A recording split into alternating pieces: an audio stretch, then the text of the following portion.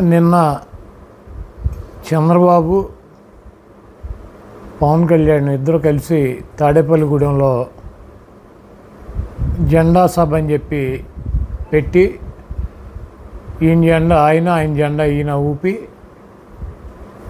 చంద్రబాబు నాయుడు అయితే వయసు వచ్చింది కానీ సిగ్గు శరం లేకుండా ప్రజలకు ఏం చేస్తానో చెప్పకుండా ఈ రాష్ట్రంలో 14 ఏళ్ళు ముఖ్యమంత్రిగా పనిచేశాను, నా పాలన చూసి ఓటు వేయమని చెప్పి అడిగే దమ్ము లేకుండా చవట దద్దమ్మ పనికిరానటువంటి వెధవ ప్రజలను నమ్ముకోకుండా, పార్టీని నమ్ముకోకుండా, ఆయన్ని నమ్ముకోకుండా పవన్ కళ్యాణ్ నా మీద ఆధారపడి అతని ఓట్ బ్యాంక్తో గెలవాలన్నటువంటి ఒక చవట దద్దమ్మలాగా చంద్రబాబు నాయుడు నిన్న ప్రసంగం ఉంది.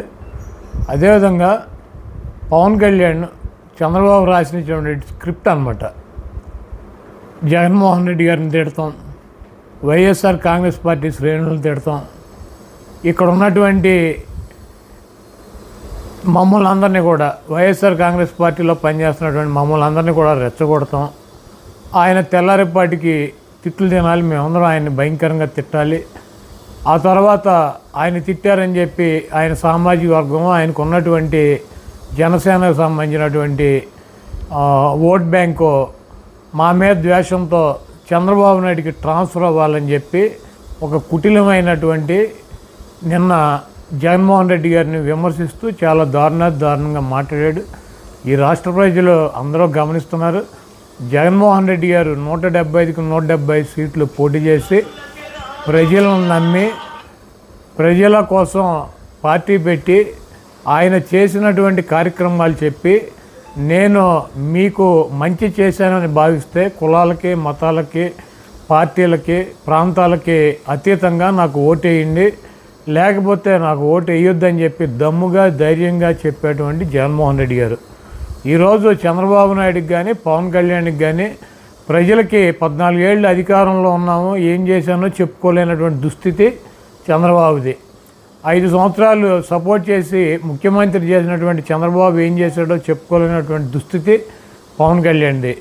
నేను ఒకటే చెప్పదలుచుకున్నా, ఈ రాష్ట్రంలో ఉన్నటువంటి జనసేన శ్రేణులు కానీ జనసేనకి సపోర్ట్ చేసేటువంటి వర్గాలను కానీ నేను ఒకటే అడుగుతున్నా, తెలుగుదేశం పార్టీ చంద్రబాబు నాయుడికి సంబంధించినటువంటి సామాజిక వర్గం కులం 3% ఓటింగ్ ఉంది రాష్ట్రంలో. ఆయనకు 3% ఉన్నటువంటి కులానికి మొన్న ఫస్ట్ విడత 21 సీట్లు ప్రకటించాడు. ఇంకా రాజమండ్రి రూరల్ కావచ్చు, దెందులూరు కావచ్చు, మైలవరం కావచ్చు, లేకపోతే పెనలూరు కావచ్చు, లేకపోతే గుంటూరు జిల్లాలో గుంటూరు టౌన్ కావచ్చు, లేకపోతే ఎరపతినేని సీటు కావచ్చు, నెల్లూరు జిల్లాలో కావచ్చు, అనంతపూర్ జిల్లాలో ఉన్నటువంటి ధర్మవరం కావచ్చు, ఇంకా 10 సీట్లు ఆయన సామాజిక వర్గానికి సంబంధించినటువంటి కమ్మాళ్ళకు సీట్లు ఇవ్వడానికి చంద్రబాబు నాయుడు సిద్ధంగా ఉన్నాడు. అంటే 3% ఉన్నటువంటి చంద్రబాబు నాయుడు సామాజిక వర్గానికి కమ్మ వాళ్ళకి 30-31 సీట్లు చంద్రబాబు నాయుడు ఇస్తున్నాడు. వాళ్ళ పవన్ కళ్యాణ్కి సపోర్ట్ చేసేటువంటి కమ్యూనిటీ కానీ పవన్ కళ్యాణ్ వెనకాల నడిచేటువంటి కమ్యూనిటీ కానీ ఈ రాష్ట్రంలో అగ్రకులాల్లో చాలా పెద్ద కులం, 20% పైన ఓటింగ్ ఉందని చెప్పి వాళ్ళే చెబుతున్నారు. 3% ఉన్నటువంటి తన కులానికి తన పార్టీలో 30 సీట్లు పైనిచ్చుకొని జనసేనకి పవన్ కళ్యాణ్కి ఒక అత్యంత బలమైనటువంటి సామాజిక వర్గానికి ప్రాతినిధ్యం వహిస్తున్నటువంటి పార్టీకి 24 సీట్లు ఇచ్చాడంటే ఆ 24 సీట్లు తీసుకోవడానికి పవన్ కళ్యాణ్కి మనసు ఒప్పుకుందేమో కానీ ఈ రాష్ట్రంలో ఉన్నటువంటి జనసేనకు సంబంధించినటువంటి ఓట్ బ్యాంక్ కానీ ఆ సామాజిక వర్గం కానీ కూడా ప్రశ్నిస్తున్నారు. అతనికి సంబంధించినటువంటి కులానికి సంబంధించినటువంటి వ్యక్తులకు ఇచ్చినటువంటి 3% ఉన్నటువంటి వ్యక్తులకు ఇచ్చినటువంటి సీటులు కూడా అలయన్స్లో జనసేనకి ఇవ్వకపోతే మేము ఎట్టి పరిస్థితుల్లో ఓటేయమని చెప్పి ఆ సామాజిక వర్గానికి సంబంధించినటువంటి వ్యక్తులే చెప్తున్నారు. పర్టికులర్గా ఈ 32 మందిని చిత్తుగా ఓడిస్తామని చెప్పి జనసేనకు సంబంధించినటువంటి సామాజిక వర్గమే చెప్తుంది. కాబట్టి ఎట్టగొట్ట వాళ్ళ ఓటుని చంద్రబాబుకి ట్రాన్స్ఫర్ చేయాలంటే జగన్మోహన్ రెడ్డి గారిని పచ్చిబూతులు తిట్టాలి, మా అందరినీ పచ్చిబూతులు తిట్టాలి, మాతో తిట్లు తినాలి, తద్వారా ఆయనకి సింపతి క్రియేట్ చేసుకొని నన్ను తిడుతున్నారని చెప్పి ఆ ఓటుని చంద్రబాబుకు ట్రాన్స్ఫర్ చేసి ఆయన ముఖ్యమంత్రిని చేయాలన్నటువంటి ఒకే ఒక లక్ష్యం కనపడింది. దాంతో యుద్ధం చేస్తున్నాడు అనుకుని పవన్ కళ్యాణ్ ఫీల్ అవుతున్నాడు. తప్పకుండా ఈ రాష్ట్ర ప్రజలు తన కులానికి 32 సీట్లు ఇచ్చుకున్నటువంటి చంద్రబాబు నాయుడు ఒక పార్టీని అధికారంలోకి తీసుకురావటానికి కలిసినటువంటి పవన్ కళ్యాణ్కి 24 సీట్లు ఇచ్చిందని బాగా గుర్తించారు.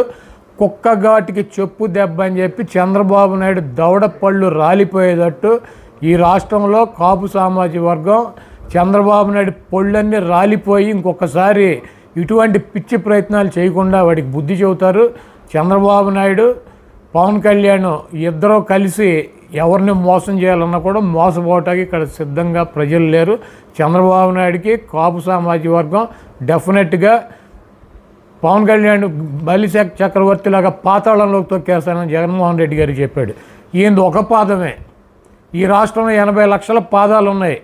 పవన్ కళ్యాణ్ని నాశనం చేస్తున్నటువంటి చంద్రబాబు నాయుడిని 80 లక్షల పాదాలతో చంద్రబాబు నాయుడిని ఇంకా ఎప్పుడు జీవితంలో పైకి లేకుండా పాతాళంలోకి తొక్కి ఆయన్ని సమాధి చేయబోతున్నారు. తప్పకుండా అదే జరుగుతుంది. జగన్ 4వ వైపు అని పవన్ వ్యాఖ్యానిస్తున్నారు. ఇప్పుడు